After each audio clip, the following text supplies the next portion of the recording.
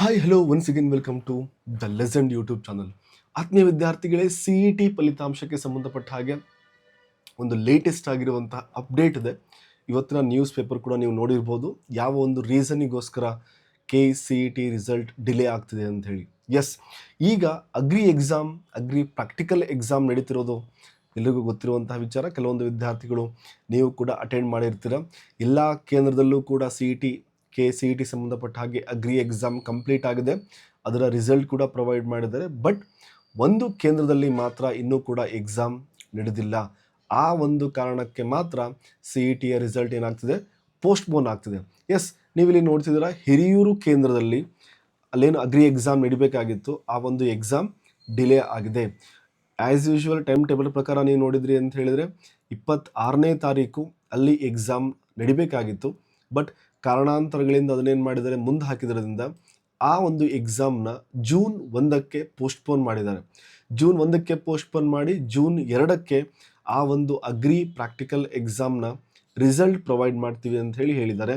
ಹಾಗಿದ್ರೆ ಜೂನ್ 1ಕ್ಕೆ practical exam ಆಗುತ್ತೆ, ಜೂನ್ 2ಗೆ ಪ್ರಾಕ್ಟಿಕಲ್ ಎಕ್ಸಾಮ್ನ ರಿಸಲ್ಟ್ ಸಿಗುತ್ತೆ.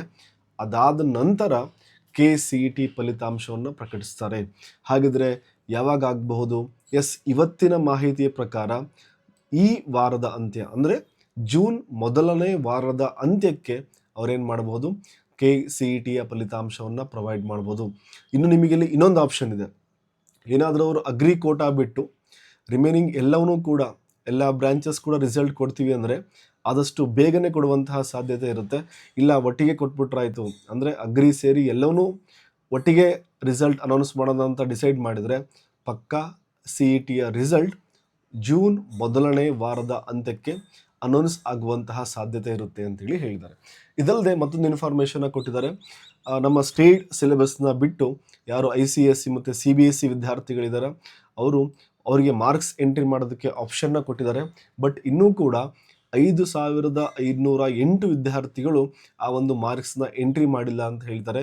ಯಾರು ICSE ಸ್ಟೇಟ್ ಸಿಲೆಬಸ್ನ ಹೊರತುಪಡಿಸಿ ಬೇರೆ ಯಾವ್ಯಾವ ಬ್ರಾಂಚಸ್ಸಲ್ಲಿದ್ದೀರಾ, ಯಾವ್ಯಾವ ಸಿಲೆಬಸ್ ಇದೆ, ಅವರಿಗೆ ಮಾರ್ಕ್ಸ್ ಎಂಟ್ರಿ ಮಾಡೋಕ್ಕೆ ಅಂಕಗಳನ್ನು ನಮೂದಿಸಲು ಏನು ಮಾಡಿದ್ದಾರೆ, ಟೈಮ್ ಕೊಟ್ಟಿದ್ದಾರೆ.